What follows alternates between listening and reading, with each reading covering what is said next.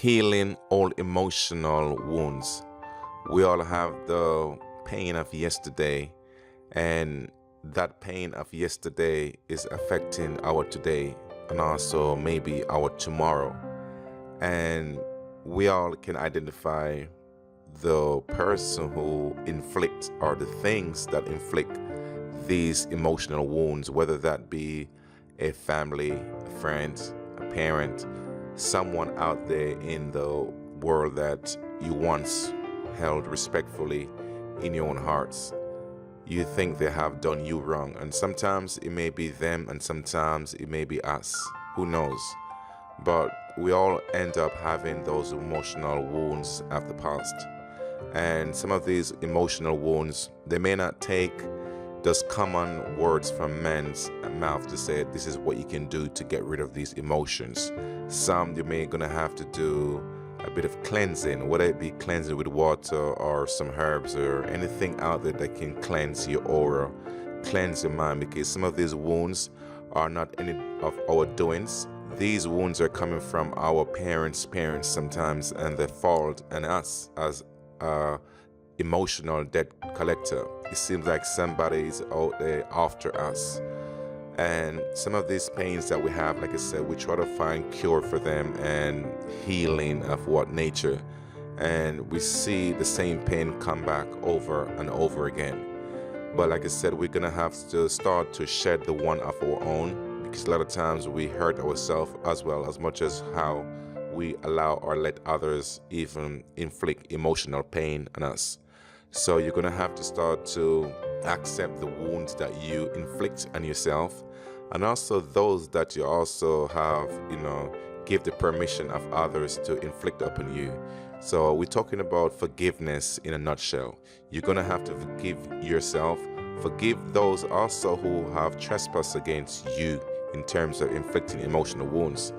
And after you reach to the point of you forgiving yourself and also forgiving those which also have done you the same, then you can move a next step further where you can start to, like I said, let go of these pains and start to bury them. A lot of times we think we bury them, but all we do is to throw it into our closet, and when we got time on our hand, we go back to the same closet, go over the same pains and wounds. So we're gonna have to start to bury them and RIP them. All of them, as you bury them, RIP to them, because they have served us, and some of those pains have served us so wrong. That's the best if we just get away from those pain. And if that does mean you have to bury them and forget about them, then you're gonna have to do that for your own self.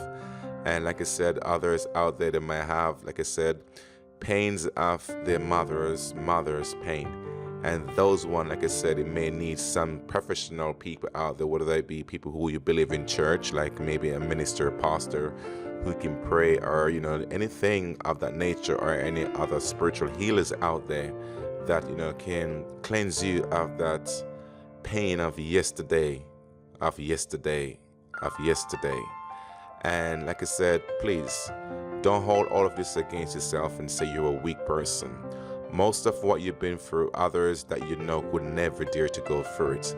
So the fact that you're still here today, still looking for answers, looking for solutions, despite, like I said, the setback or the delays, you still are here. And while you're here, like I said, if you try to look in the situations of the past, those hurts, those injuries, like I said, they do have names. We all remember those people out there that inflict us those emotional, pain of, whatever doings that was. We all got the name of those people.